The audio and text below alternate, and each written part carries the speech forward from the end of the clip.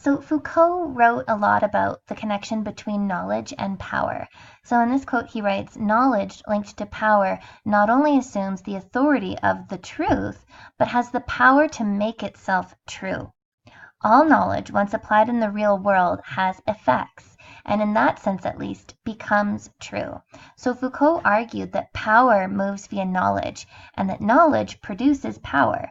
Thus, the knowledge that is valued in society is important in the exercises of power, how power moves and fluctuates among individuals, and how certain people who have access to particular knowledges are able to exercise power and in turn gain privilege, authority, etc. because of the knowledge that they have.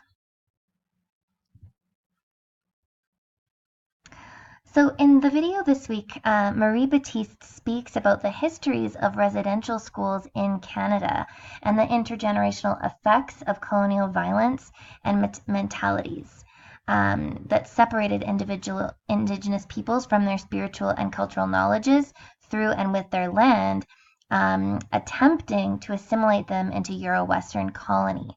In her talk, she speaks about the trauma of individuals as a symptom of a much greater systemic mentality that creates racialized, gendered subjectivities.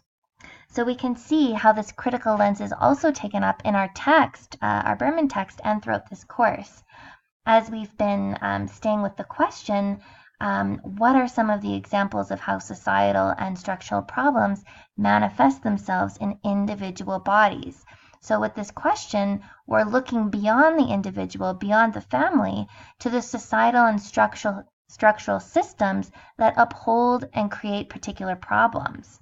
So the discourses of individualism at play in developmental psychology in this context perpetuate colonial ventures by placing these problems in the bodies of people. So resiliency as an individual characteristic or trait is an example of this, as we discussed last week. So Baptiste argues that we must deconstruct and critique the Eurocentric humanities and its exclusions. So questioning what knowledges are disqualified if scientific knowledges from the West are the only ones that count as valid and as credible. So what knowledges are disqualified when developmental psychology frames the foundations of practice, when it creates a baseline, and when the quality of early childhood education is measured up against this baseline from this developmental lens. So Baptiste also argues toward recuperation and a highlighting of Indigenous knowledges from Indigenous peoples whom, despite colonial harm, continue to resurge and strengthen their ancestral traditions, communities, and self-governance. At the beginning of the video, it stated that the appropriation of Indigenous knowledges into existing Western frameworks actually dissolves cultural knowledge into a universalized framework. And Baptiste further says that it's not enough to place Indigenous knowledges as an elective or a cultural add-on or attachment to fundamentally Euro-Western systems. Rather, decolonization requires us to actively investigate and question the systems in which we work and to rethink these structures and what they do. So she speaks about the construction of knowledges, not only within the school, but also how knowledges are created in communal spaces in society as well. So as we engage in this conversation, we can ask ourselves, especially in early childhood education, what knowledge counts? So after watching Ken Robinson's video last week, we can trace the value and attention to math and literacy that's so dominant in education to an imperial and economic motivation. And perhaps then we might wonder, given the histories that bring us to this point today, and given our current time of advanced capitalism and social and environmental instability, what kind of knowledges are required? What kind of knowledges should we be thinking with?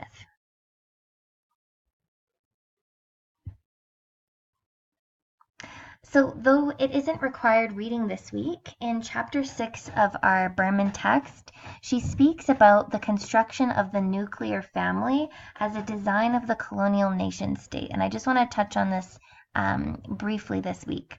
She writes that the image of the natural patriarchal family is part of an organizing trope for marshaling diverse cultures into a single global narrative, ordered and managed by Europeans. This organization of the family limits gender and age roles into a stratified, idealized model and stigmatizes and pathologizes those who fail to conform to this model. So the norms of the nuclear family and subsequent gender roles and hierarchy perpetuate desired norms of the nation state. So the family functions to play out these norms and uphold the dominant value of society, while simultaneously being governed by them through institutions, policies, and structures that organize families within a society.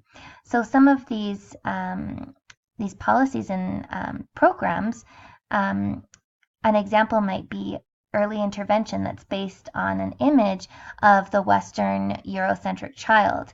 So this is an example of the ways in which the state enrolls diverse cultural values into a universal ideal. There's a notion of preparing children for readiness, preparing them for school, and preparing them to fit within this universal ideal of what a ready child is. So there's a neoliberal investment in these technologies in development and progress, where the image of a good child and a good family can be maintained toward productivity and independence. So this is the ideal, the image of the hardworking, autonomous family that serves the needs of the neoliberal society. Berman also writes that this construction of family is a sort of buffer zone or a permeable threshold between the individual and the state, where the values and ideals of the state become located in the individual via the family. So the family has the responsibility for functioning, for the functioning and productivity of individuals within it. Yet their responsibility is not to others beyond the scope of the family. So in your virtual collaboratories this week, I invite you to think with some of these questions and conversation points.